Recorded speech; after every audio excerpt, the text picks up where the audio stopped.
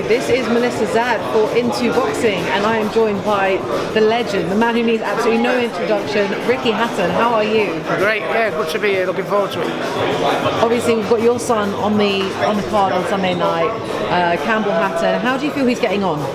He's getting on great. He's a lot of pressure on his shoulders with obviously carrying the name, and he's appeared on a lot of big shows, which also, bearing in mind, he's a novice, so that adds a lot of pressure. And a couple of fights ago, he had not one of his best performances, and he got a load of stick on social media, which was hard for him to come to terms with, which was hard to see. But he put it all right in his immediately next fight. You know what I mean?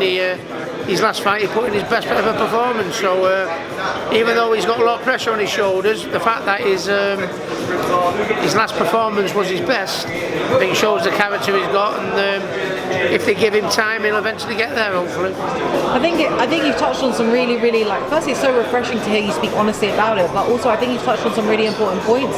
You know, it's very often when people are kind of working with the legacy that their fathers have left, you know, as you said, the pressure is quite intense. How do you feel he deals with that on a day-to-day? He deals with it very well, you know what I mean, and the fact that he's had to say, listen son, you know, it's not nice to go on social and see people saying you're crap, you're this, you're that, you know, and all the rest of it. I said, if I thought that was the case, or Matthew, your trainer, or Eddie Earn, that's when you need to worry. If we thought you didn't have it, that's when you need to worry, not with the people on social media. And bit by bit, for a youngster, he's getting his head around that, bit by bit, and and like as much as I'd like, I think the high majority, the support you get, high majority is positive. I think people do want him to do well. You know, they can see that he's a chip off the old block. He's just like his dad was, no airs, no graces, just loves to do his boxing and that.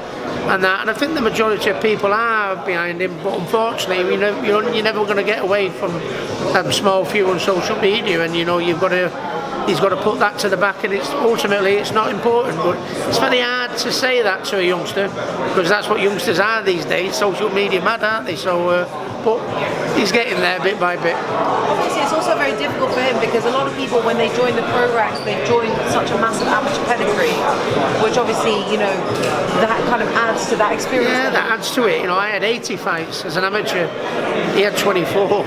It's massive. I didn't have social media when I went pro. I didn't want him to go pro. I went. I did what I did in boxing, so my kids don't have to fight. And the fact that he goes into the toughest game of all, with all this pressure on his shoulders, I think rather than having a pop at him, I think he should get a pat on the back. I think he showed unbelievable courage. But like I say, don't want to harp on about it, because the majority of the support, high majority of the support, is all very positive towards my son, and it's just there's no point moaning at it. He's just got to accept it, brush himself down, get on with it. It's just the way that it is on social media. People have access to be able to make these kinds of comments, and obviously, times have really changed. So it's very important for people to be able to kind of push that to the back of their head. But you, as a father, must be so proud watching him in there. Very proud. I mean, in one respect, I'm very, very proud, and in one respect, I hate it, because I'm a bag of nerves. It's absolutely horrible. But if I didn't think he had the chance to be successful, at this game, and I'm not talking about as successful as his dad or as successful as him.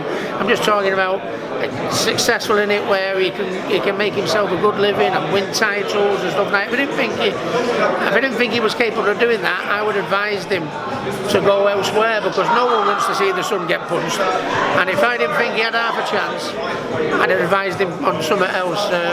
But no, I do believe he has half a chance. I think it was a bumpy road for Conor at first, when Conor first went professional, but look where he is now. Give him time, hopefully that's where Matthew will get. Campbell will get, beg your pardon. And also Chris Eubank Jr. as well, another boxer who has kind of made a lot of improvements of late. But putting those kind of guys to the side, obviously we had a massive fight for the British public take place last weekend, Amir Khan versus Kell Brook. What was your predictions pre-fight? Pre-fight, I think it was a 50-50. I had a feeling that Amir would win the early rounds, but Kell might catch him down the straight. But I didn't expect. I was half expecting. It was half like anything can happen here tonight. I don't know what's going to happen, but what did happen, I didn't expect. Amir was missing by a mile in the early rounds, and Kell was showing good defence, and he caught Amir really early, and it just shows you, that. I think the thing is, I think in his prime, I think Amir might have won it because he maintained, because of his speed and stuff like that. But when you think, the Brady Prescott knockout, the Diaz knockout, the Canelo knockout, the fight with Maidana, the body can only come back from so many heavy fights like that. And I think ultimately that the difference is that, I think Kell was a little bit fresher, and I think Amir, and then he showed because Amir was a little bit slower and out like that. But ultimately, it's good to see the MEN full. First time I've seen it bouncing like that. I think since I boxed there, it was brilliant, and they put on a great show for us. And I hope they both hang the gloves up and retire now and go out on a high. Because even though Amir got beat, he could go out on a high. Of course, I mean, he's kind of signed off that legacy, that big fight that everyone's been waiting to see. I think, as you say, it would be great to see him retire with pride, obviously at what he's achieved. Obviously, Kell Brook's not talking about retiring, he's kind of considering the potential of fighting Chris Eubank Jr. or Conor Ben. Who do you think, which of those do you think would be a better fight for him? Well, I think because of his performance was so emphatic, Kell's not got to get sidetracked on that Amir wasn't what he was a few years ago. He wasn't what he was a few years ago. From there to there, like a Eubank Jr. is, I'm not saying he can't beat Eubank Jr. Not saying that at all. But I just,